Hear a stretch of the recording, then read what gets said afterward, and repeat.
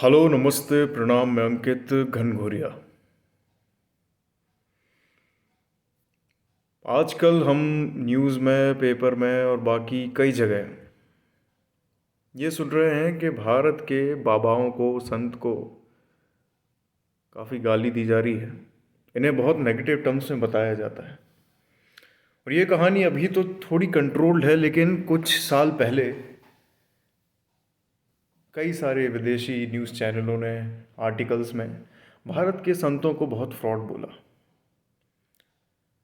कुछ परसेंटेज हो सकता है जो गलत है, लेकिन बहुत बड़ा नंबर ऐसा भी है जो सच में भारत के जो सनातन धर्म की जो टीचिंग्स है उनको ज़िंदा रखता है। हम आपको एक चीज़ बताते हैं कि हमारे सनातन धर्म में, हिंदू धर्म में काल की, युगों की बात की जाती है। सतयुग, त्रेता युग, द्वापर युग और कलयुग। तो हम अभी कलयुग में हैं। तो जैसे जैसे हम सतयुग से कलयुग की तरफ आए तो दो चीज़ें हुई जो बदली, और वो दोनों चीज़ें एक दूसरे से जुड़ी हैं, इन्वर्सली प्रोपोर्शनेट हैं। सतयुग में मटीरियलिज्म, भौतिकता, दुनियावी चीज़ों के लिए लोभ कम था, और कॉन्शियसनेस मतलब अपने मन पे कंट्रोल, अपनी इंद्रियों पे कंट्रोल बहुत था। अब अपन सतयुग से त्रेता पे आए, त्रेता से द्वापर पे आए और द्वापर से कलयुग में आए, और मटीरियलिज्म बढ़ता गया। मतलब भौतिक सुविधाएं, साधन, दुनियावी चीज़ों के लिए लोभ बढ़ता गया, पूंजीवाद बढ़ता गया। तो कॉन्शियसनेस इंसान की, एक ह्यूमन सोसाइटी की कम हो गई। कॉन्शियसनेस कम हो गई तो क्या बढ़ेगा? सेंसेस, इंद्रियों पे जीना, भोग विलासिता पे जीना, ये चीज़ बढ़ जाएगी। तो अब कलयुग में, कलयुग इंद्रियों का प्रधान देश है। कलयुग जो है वो इंद्रियों में प्रधान है, ऐसा युग है। मतलब यहाँ का मनुष्य, यहाँ का प्राणी अपनी इंद्रियों पे जीता है, कॉन्शियस पे नहीं जीता। क्यों जीता है? क्योंकि मटेरियलिज्म ज़्यादा है। मटेरियलिज्म ज़्यादा है तो कॉन्शियसनेस कम है, और कॉन्शियसनेस कम है, चैतन्य कम है, आत्म चेतना कम है, तो सेंसेस पे जीता है इंसान। अब बहुत बड़ा रिलेशन है आज के युग में, आज के काल में। पूरे विश्व का जो कंजम्पशन बॉक्स है वो एशिया है, और एशिया में भी 145 से 150 करोड़ लोग भारत में रहते हैं। 2023 अप्रैल में हम विश्व के सबसे ज़्यादा जनसंख्या वाले देश बन जाएंगे।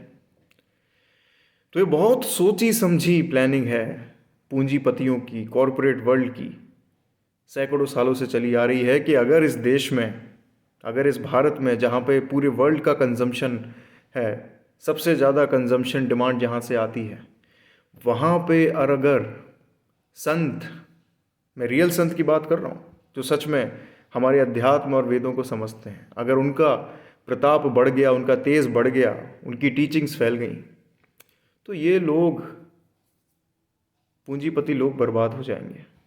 अब कैसे हो जाएंगे? ये हमेशा से रिकॉर्ड रहा है कि जिस भी धर्म में संत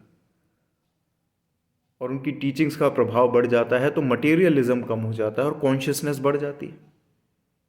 इंसान अपने सेंसेस पे, दुनियावी चीज़ों पे, भौतिक चीज़ों पे, इंद्रियों पे जीना कम कर देता है, और ये पूंजीपतियों के लिए बहुत बड़ी रिस्क है।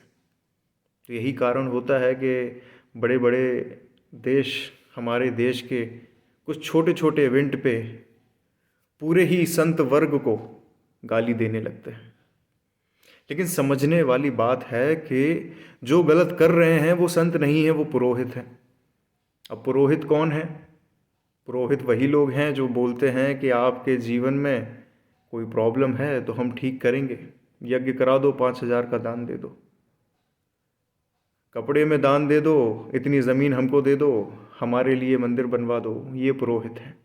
लेकिन जो हमारे इधर संतों की पद्धति है वो आपके अंदर बदलाव लाएगी, आपको सुधारेगी, आपकी इंद्रियों को मारेगी, इंद्रियों को मारेगी नहीं, आपके इंद्रियों पे आपका कंट्रोल लाएगी। तो ऐसी ही पद्धति से पूरा विश्व या विश्व के पूंजीपति बहुत डरते हैं,